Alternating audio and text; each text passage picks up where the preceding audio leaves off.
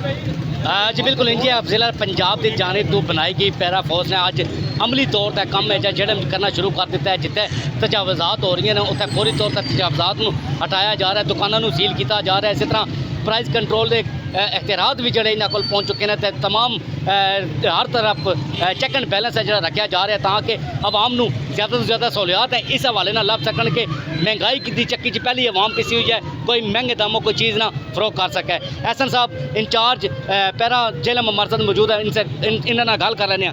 जनाब दसियो कि कहोगे? ਤੁਸੀਂ ठीक कह रहे हो, पीरा के मैंडेट के मुताबिक साढ़े कोल फिलहाल प्राइस कंट्रोल और एंटी इनक्रोचमेंट असीं काम कर रहे हैं। जिवें तुसीं वेखदे पे हो कि चीनी की कीमत बहुत ज़्यादा बढ़ रही हैं और चीनी की एमरजेंसी नाफद हुई है। उस सिलसिले से क्रैकडाउन भी कर रहे हैं, चीनी की कीमतों भी इंप्लीमेंट कर रहे हैं।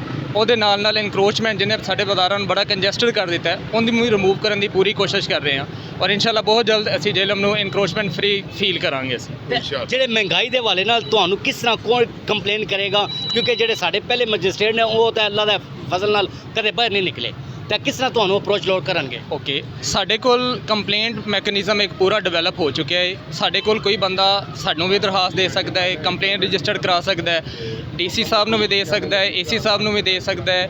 ਕਿਸੇ ਵੀ ਜ਼ਿਲ੍ਹੀ ਅਫਸਰ ਨੂੰ ਜਿਹੜੇ ਸਾਡੇ ਇੰਤਜ਼ਾਮੀਆ ਦੇ ਅਫਸਰਾਂ ਨੇ ਉਹਨਾਂ ਨੂੰ ਕੰਪਲੇਂਟ ਰਜਿਸਟਰਡ ਕਰਵਾਈ ਜਾ ਸਕਦੀ ਹੈ ਔਰ ਉਹਨਾਂ ਤੋਂ ਮਾਰਕ ਹੋ ਕੇ ਸਾਡੇ ਕੋਲ ਆਏਗੀ, ਅਸੀਂ ਫੌਰੀ ਉਹਦੇ 'ਤੇ ਐਕਸ਼ਨ ਲੈ ਲਵਾਂਗੇ ਜਾਂ ਡਾਇਰੈਕਟ ਸਾਡੇ ਆਫਿਸ ਵੀ ਆਪਣੀ ਕੰਪਲੇਂਟ ਰਜਿਸਟਰਡ ਕਰਵਾਈ ਜਾ ਸਕਦੀ ਹੈ। ਸੋ ਸਾਡੇ ਜਿੰਨੇ ਵੀ ਇੰਤਜ਼ਾਮੀ ਦਫ਼ਤਰਾਂ ਨੇ ਉਹਨਾਂ 'ਤੇ ਤੁਸੀਂ ਜਾ ਕੇ ਆਪਣੀ ਕੰਪਲੇਂਟ ਰਜਿਸਟਰਡ ਕਰਵਾ ਸਕਦੇ ਹੋ ਔਰ ਉਹਦੇ 'ਤੇ ਫੌਰੀ ਐਕਸ਼ਨ ਵੀ ਕਰਾਂਗੇ। ਅਸੀਂ फौरी तौर पर एक्शन किया जाएगा। जी कंप्लेन रजिस्टर होएगी, चाहे वो डिप्टी कमिश्नर जेलम के दफ्तर होए, एसी के दफ्तर च होए या फिर पैरा के दफ्तर च होए, डायरैक्ट कंप्लेन भी तुम कर सकते हो। तो फौरी तौर पर उस पर अमल दरामद किया जाएगा। तो फौरी तौर पर जी कंप्लेन आएगी उस कंप्लेन उसका रिस्पॉन्ड करके उस हवाले जी कोई कार्रवाई बनती है वो कार्रवाई फौरी तौर पर की जाएगी। जी।